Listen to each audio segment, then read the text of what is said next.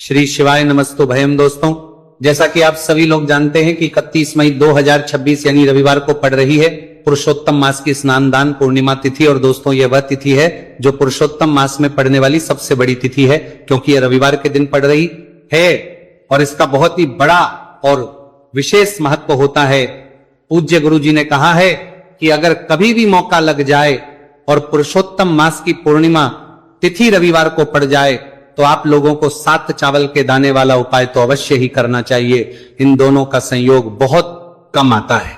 और इसी के साथ में गुरुजी ने अपनी शिव पुराण कथा में बताया है कि इस दिन आपको 7 चावल के दाने वाला उपाय तो आपको अवश्य ही करना चाहिए, क्योंकि ऐसा दिन पूरे साल में सिर्फ एक ही बार आता है। और दोस्तों, आप सभी लोग जानते हो कि रविवार पूर्णिमा तिथि का अगर सबसे बड़ा कोई उपाय है तो 7 चावल के दाने वाला उपाय है। तो इस रविवार पूर्णिमा तिथि के दिन आप लोगों को इस 7 चावल के दाने वाला उपाय को जरूर करना है। बहुत सारे लोग होंगे जिन लोगों ने इस उपाय को ना किया हो, मतलब पूरा महीना निकल गया, उन्होंने किसी भी दिन इस 7 चावल के दाने वाला उपाय को ना किया हो।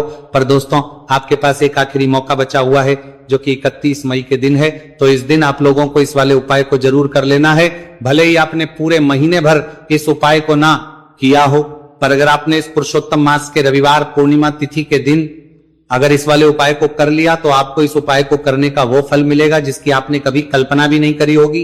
इसीलिए आप लोग इस वाले उपाय को एक बार जरूर कर लेना है, ताकि आप लोगों के हाथ से यह मौका ना जा सके और आपको इस उपाय को करने का फल मिल सके। दोस्तों, ये उपाय पंडित जी ने अपनी अभी की ही श्री शिव महापुराण की कथा में बताया है, जिस उपाय को आज हम आपको बहुत अच्छे से समझाने वाले हैं। इस वीडियो को देखने के बाद, इस उपाय को देखने के बाद के लिए आपको कोई और वीडियो को देखने की जरूरत नहीं पड़ेगी।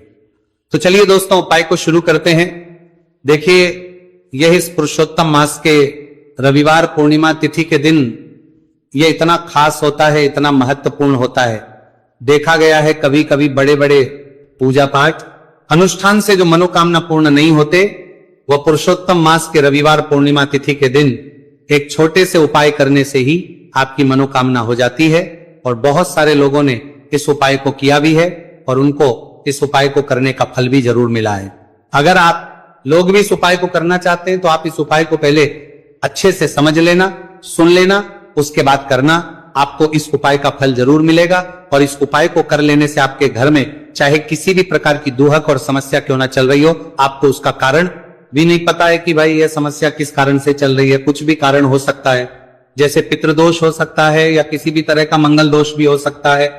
तो इस दिन आप लोगों को ये वाला उपाय कर लेना है। ये एक ऐसा उपाय है जिस उपाय को अगर किसी विशेष दिन पर किया जाए तो भाई उस विशेष दिन का जो है वो तो हमें मिलता ही मिलता है, पर हमने उस दिन पर इस उपाय को किया है तो हमें उससे भी बड़ा फल मिलता है, और फल बहुत जल्दी मिलता है, क्योंकि आप इस उपाय को बहुत ही बड़े और विशेष दिन पर कर रहे हो। तो अब उपाय के बारे में बात करते हैं, लेकिन उससे पहले आप लोगों को यह जानना आवश्यक है कि आखिर यह उपाय किस समय करना है, किसको करना है और कैसे करना है।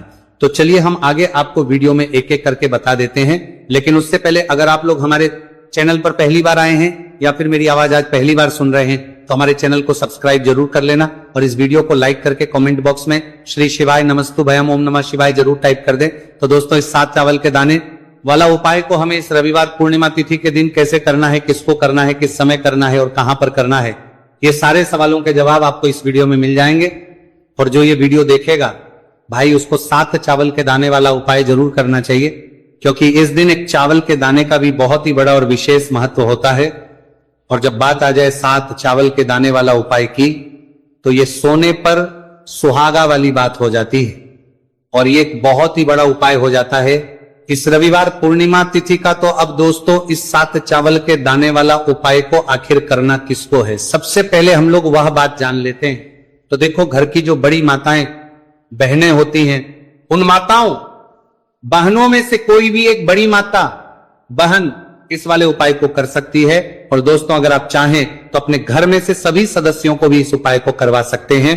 अगर किसी व्यक्ति की खुद की कोई मनोकामना है, खुद की कोई दुख और परेशानी है जो कि वो अपने लिए ही करना चाहता है इस वाले उपाय को, तो वो खुद अपने लिए भी कर सकता है। बाकी अगर कोई घर में से ऐसा है जो कि अपने पूरे घर परिवार की सुख और शांति के लिए ये वाला उपाय करना चाहता है, तो भाई वो भी कर सकता है, उसमें भी कोई दिक्कत वाली बात नहीं है। कहने का मतलब यह है कि इस उपाय को हर एक सदस्य भी कर सकता है और पूरे घर परिवार के लिए, घर की बड़ी माताओं बहनों में से कोई एक माता बहन भी कर सकती है।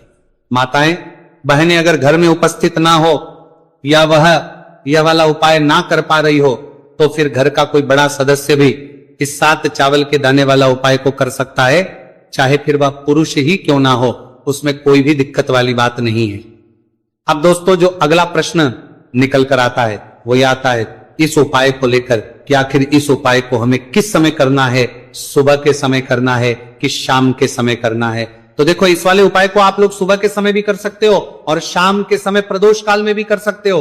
अब अगर आप पूछो कि भाई सबसे उत्तम समय कौन सा रहेगा इस 7 चावल के दाने वाला उपाय को करने का, तो हम आपसे बस यही कहेंगे कि इस उपाय को आप सुबह के समय करेंगे तो ज्यादा बेहतर होगा।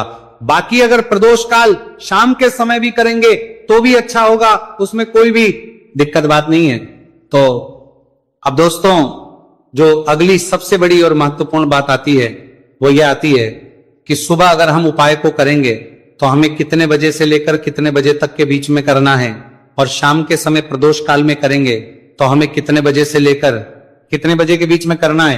तो देखो सुबह जितनी जल्दी हो सके आप उपाय को करने की कोशिश करना। बाकी अगर किसी कारणवश लेट भी हो जाओ, थोड़ी देर भी हो जाए, तो 10 या 11 बजे तक भी आप उपाय कर लेना, पर 12 बजे से ज्यादा देरी ना हो।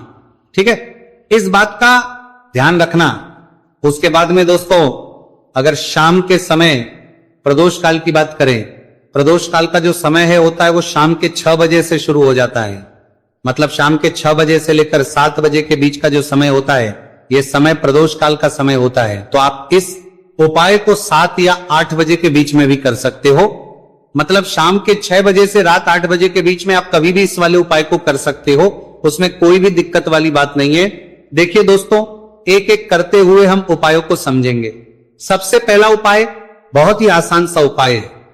देखो यदि आपको ऐसा लगता है कि बाबा आपकी सुन ही नहीं रहे हैं, बाबा आपकी मनोकामना परिपूर्ण कर ही नहीं रहे, आपने कई उपाय कर लिए, आप आपने इच्छाएं महादेव के सामने रख दी, लेकिन आपकी मनोरथ जो है वह परिपूर्ण हो ही नहीं रही है, और आप चाहते हैं कि वह मनोरथ जो आप कई दिनों से बाबा से मांग रहे हैं वह परिपूर्ण हो जाए, तो आपके जीवन के दुहक तकलीफ है यह सब दूर हो जाए। देखिए हो सकता है आपके घर में कोई कोर्ट केस चल रहा है या आपके घर में बहुत ज्यादा लड़ाई झगड़े चलते हैं, तो आपके घर में अगर शांति नहीं है, आपके घर में धन की कमी है, धन की वजह से आपके घर में बहुत ज्यादा लड़ाई झगड़े चल रहे हैं, तो आपकी तकलीफ दूर होने वाली है स्वयं नंदी जी वाला। यह विशेष उपाय है। नंदी जी के कान में कुछ बोलना है, नंदी जी के कान में इस प्रकार से बोलना है और आपकी मनोकामना परिपूर्ण हो जाएगी। देखो क्या क्या चीजें को लेनी है। पहले यह समझ लीजिए आपको लेना होगा एक बेलपत्र।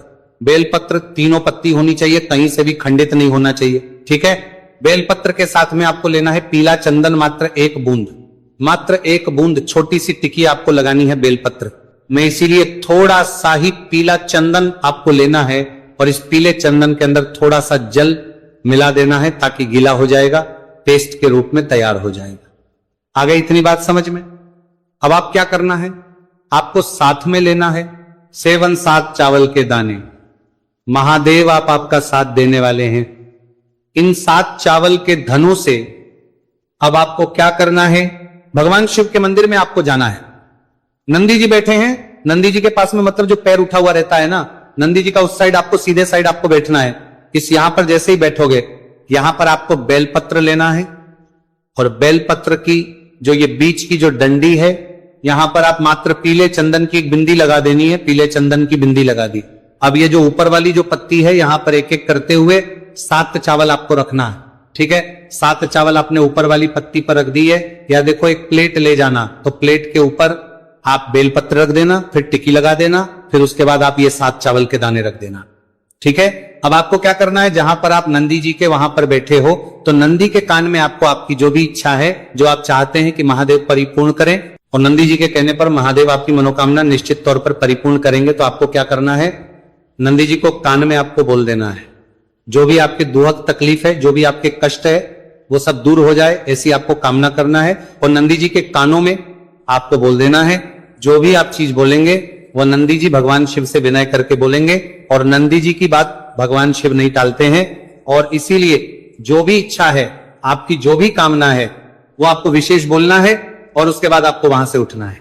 ठीक है, नंदी जी को कान में मनोकामना बोल दी, फिर उठना, फिर उसके बाद भगवान शिव के वहां पर जाना, और ये जो बेलपत्र है, ये बेलपत्र चिकना वाला साइड जो है, और भगवान शिव के शिवलिंग के ऊपर इसे अर्पित कर देना है। अर्पित कैसे करोगे? जो बेलपत्र का जो चिकना वाला साइड है वो नीचे की साइड हो जाना चाहिए। अब से ही आप अर्पित करने जाओगे तो चावल के दाने तो गिर जाएंगे, यानी कि जैसे ही अर्पित करने जाओगे तो भगवान शिव के शिवलिंग के ऊपर चावल के दाने गिर जाएंगे, क्योंकि वह किसी से भी चिपके हुए नहीं है, तो कोई तकलीफ नहीं है। वह जैसे आप अर्पित करोगे, ना भले चावल के दाने भगवान शिव के शिवलिंग पर गिर जाए, वह कोई तकलीफ नहीं है। बस आपको ये जो बेलपत्र है यह आपको उल्टा अर्पित कर देना है, यानी कि जो पीला है भगवान शिव के शिवलिंग पर स्पर्श होना चाहिए, और इस प्रकार से आपको अर्पित कर देना है। डंडी का जो हिस्सा है जलाधारी की तरफ हो जाना चाहिए। बस इतना सा प्यारा सा उपाय एक बार करके देखिए, निश्चित तौर पर महादेव आपकी जो भी मनोरथ है, जो बाबा से आप कई दिनों से मांग रहे हैं, वह निश्चित तौर पर परिपूर्ण हो जाएगी। आ गई इतनी बात समझ में? देखिए अब हम बात करते हैं दूसरे उपाय की। देखिए यह उपाय जीवन ऊर्जा का है, रविवार का दिन है और पूर्णिमा तिथि है। अगर आपके जीवन में बहुत ज्यादा अंधकार है, अगर आपके घर के जो बच्चे हैं बहुत ज्यादा सोचते हैं, या आपके घर में कोई भी ऐसा व्यक्ति है बहुत ज्यादा सोचता है, डिप्रेशन में रहता है, तनाव उसको है, तो तनाव को मुक्त करने के लिए यह उपाय है। अगर उसके भाग्य में जीवन में तेज की प्राप्ति नहीं है, तेज यानी कि ऊर्जा नहीं है, उदासी रहती है जीवन में, आलस है, तो फिर उस व्यक्ति को यह उपाय करना चाहिए। कोई काम करता भी है तो उसमें सफल नहीं हो पा रहा है, तो विशेष ये व्यक्ति विशेष ये उपाय उसी व्यक्ति को करना है। देखो इस उपाय के लिए आपको क्या क्या सामग्री लेना होगी। सबसे पहले तांबे का एक पात्र लेना, उसके अंदर घर से आपको जल भरना है। अब इसी जल के अंदर आपको लाल चंदन डालना है। एक चुटकी डालें, थोड़ा ज्यादा डालें, जितना आपको डालना है आप डालें। लाल चंदन जो होता है वो तेज की वृद्धि करता है। रविवार के दिन लाल चीजों का उपाय करना बेहद शुभ होता है, और हो सके तो लाल रंग के कपड़े पहन करके अगर आप यह उपाय करेंगे ना तो और भी शुभ होगा। यह लाल चंदन मिश्रित जल आपको क्या करना है, आपको जाना है किसी भी बेलपत्र के पेड़ के वहां पर, सुबह से लेकर के शाम तक आप ये उपाय कर सकते हैं। कल रविवार की पूर्णिमा तिथि पर सुबह से लेकर के शाम तक आप बेलपत्र के पेड़ के वहां पर जाना, उत्तरमुखी होकर आपके जीवन के अंधकार दूर हो। जो भी आप स्मरण करेंगे, आप लेट उठते हैं, आपसे कोई कार्य बनता नहीं है,